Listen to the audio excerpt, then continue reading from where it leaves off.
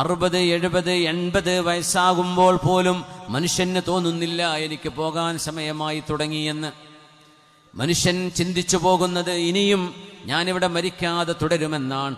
അങ്ങനെ അപ്രതീക്ഷിതമായി നിൽക്കുന്ന സമയത്ത് ഒരു ചെറിയ കാരണം കൊണ്ട് അല്ലാഹു നമ്മളെ കൊണ്ടുപോകുന്നത് കാണുന്നില്ലേ? അല്ലാഹു നമ്മളെ പറഞ്ഞയച്ചത് വളരെ ക്ഷണികമായൊരു ജീവിതത്തിനാണ്. എന്നൊന്നും നിലനിൽക്കുന്ന ലോകമല്ല ഇത്. വളരെ പെട്ടെന്ന് റബ്ബിലേക്ക് പോകേണ്ടവരാണ്. കുറച്ച് സമയം എക്സാം എഴുതാൻ പേപ്പർ തന്ന് എഴുതിക്കോ എന്ന് ടീച്ചർ പറയുന്ന പോലെ പരീക്ഷ നടന്നുകൊണ്ടിരിക്കുകയാണ്.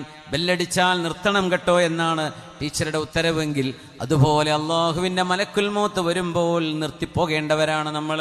ആരാണ് അതിനെക്കുറിച്ചൊക്കെ ചിന്തിക്കുന്നത്? ഇപ്പോൾ കം ലബിത്തും ഫിൽ അർളി അദദ സിനീൻ, 90ഉം 100ഉം വയസ്സ് കഴിഞ്ഞ് മരിച്ചുപോയ മനുഷ്യരോട് പോലും അള്ളാഹു എത്രയാണ് നിങ്ങൾ ഭൂമിയിൽ ജീവിച്ചത് എന്ന് ഓർമ്മയുണ്ടോ എന്ന് ചോദിക്കുമ്പോൾ അവർ പറയുമത്രേ, ലബിത്നാ യൗമൻ ഔ ബഅദ യൗം, ഒരു ദിവസമോ ഒരു ദിവസത്തിൽ അല്പമോ ഞങ്ങൾ ജീവിച്ചു എന്ന് തോന്നുന്നു.